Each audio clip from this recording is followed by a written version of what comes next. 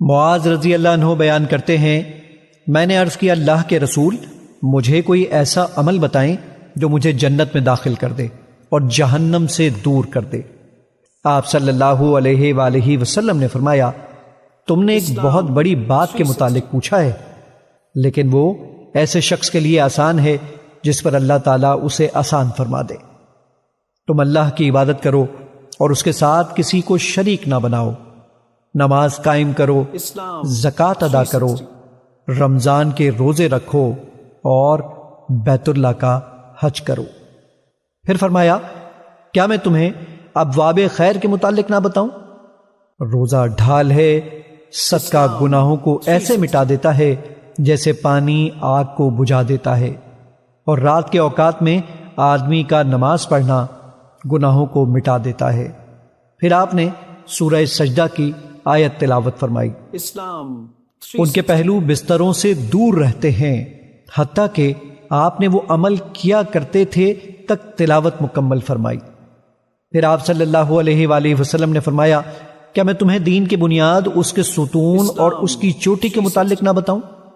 میں نے عرض کیا، کیوں نہیں اللہ کے رسول، ضرور بتائیں۔ آپ صلی اللہ علیہ وآلہ وسلم نے فرمایا، دین کی بنیاد اسلام ہے، اسلام کا ستون نماز اور اس کی چوٹی جہاد ہے۔ پھر فرمایا، کیا میں تمہیں ان سب سے بڑی چیز کے متعلق نہ بتاؤں؟ میں نے عرض کیا، کیوں نہیں اللہ کے نبی، ضرور بتائیں۔ آپ نے اپنی زبان کو پکڑ کر فرمایا، اسے روک لو۔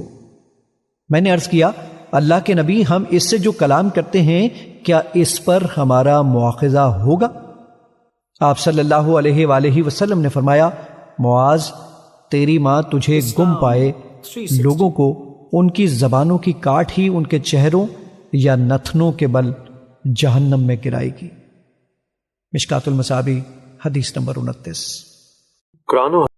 ابو امامہ رضی اللہ عنہ بیان کرتے ہیں، رسول اللہ صلی اللہ علیہ وآلہ وسلم نے فرمایا، جس شخص نے اللہ کے لیے محبت کی، اللہ کی خاطر بغض رکھا، اللہ کی رضا کی خاطر عطا کیا اور اللہ کے لیے روک لیا، تو اس نے ایمان مکمل کر لیا۔